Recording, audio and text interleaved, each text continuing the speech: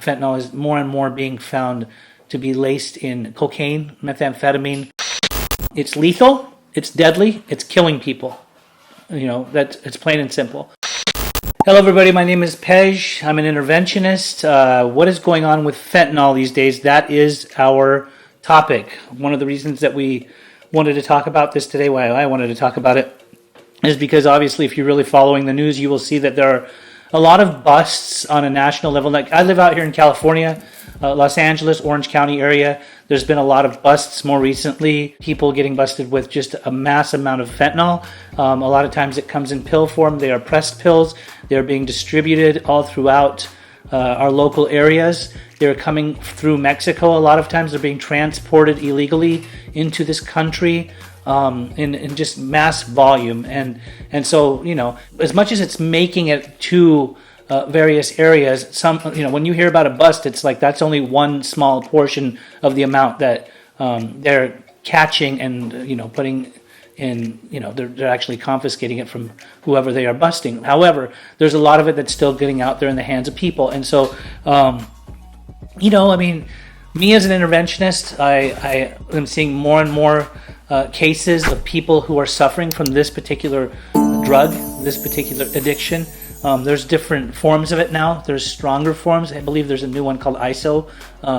That's what somebody just told me the other day. It's supposed to be 20 times stronger than actual fentanyl that has been out there. Now, fentanyl isn't just, what we're seeing out there isn't just like the traditional medical grade fentanyl that was used in a medical setting, in a hospital type setting, or surgical process. It's more what's being pressed and sold out there. A lot of people are buying pills that look like certain types of pills, sometimes M30s, which would be oxys, and then sometimes they are Xanax, which are laced with fentanyl. And now fentanyl is more and more being found to be laced in cocaine, methamphetamine, and the types of drugs that you wouldn't regularly ever expect to have some kind of an opiate high attached to it. It's lethal, it's deadly, it's killing people. It's plain and simple. There's a very, very high overdose rate just in this year alone. From what I understand, on a national level, we are in the 100,000 range, and it's not going away, and it's just going to get worse and worse. I had a couple of particular cases that were brought upon me more recently. One of them was actually a friend of mine who we saw that was in recovery for a while. He was of service to many people. He helped a lot of people. I don't know exactly what happened in his life, but something happened to where he went towards, he relapsed and then he went towards that particular drug, and he passed away last week. We're in May 2022, and just this month already, I'm, hearing about a few different friends that have passed away. Now, another one was an actual case, which was a intervention case. I was asked to assist a friend of mine to go and meet with somebody who happened to be in their apartment, and they were about to get evicted. Now, when we got there, he was drinking and he was doing methamphetamines. There was no fentanyl in the mix. However, I was also told that the individual had gone down to Mexico to do a run and grabbed some stuff, and there was like some pharmacia type of bottle that he took a picture of and sent to this individual who had me go down to go talk to him. We didn't know if he was using that when we saw him. He was definitely inebriated, to the gills. And then on top of that, he was looking out the window a lot, so I definitely... and I even asked him, "Are you on meth?" He said yes. And so in talking to him, I tried to have a conversation with him and let him know that I have been in very dark, tight situations like him when I was in my addiction, when I was in the throes of my disease and my alcoholism and my addiction, and that I relate to him. And he seemed like, we were building a rapport. It seemed like we were getting somewhere, and he seemed like he wanted to get help. He just wasn't ready that particular day. And lo and behold, a day and a half later, he ended up trying to do things his own way. He was enticed by somebody to go to another treatment center. Supposedly they offered him money. He was treatment hopping. He'd been doing that for a long time. And by the time he got to detox, he actually died in the detox.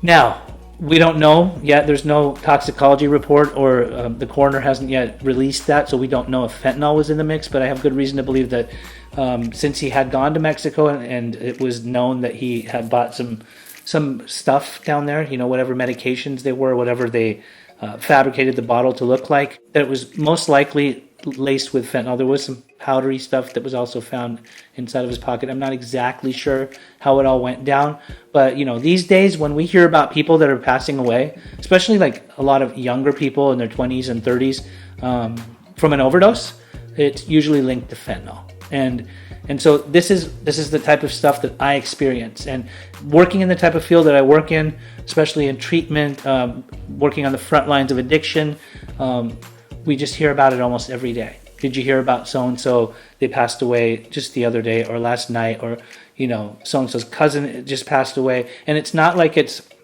a select few type of people that are doing this. There are different various age groups. There's teenagers. They're finding me on social media.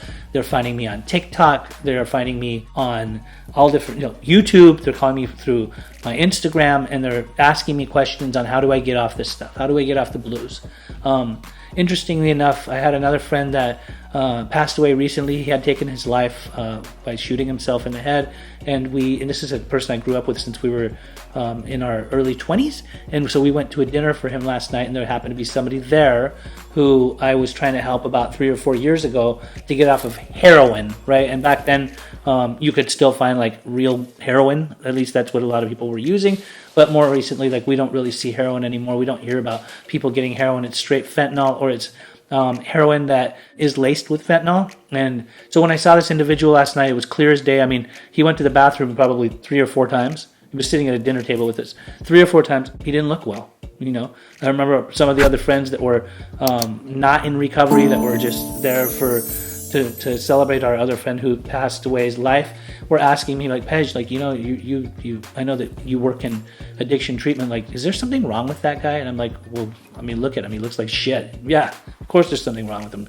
He's sucked up. He looks like he's on edge. He's on his phone constantly, and he's getting up and going in the bathroom every little while, and he's in there for quite some time. So what do you think? I mean, it's clear as day, like, this guy's not well.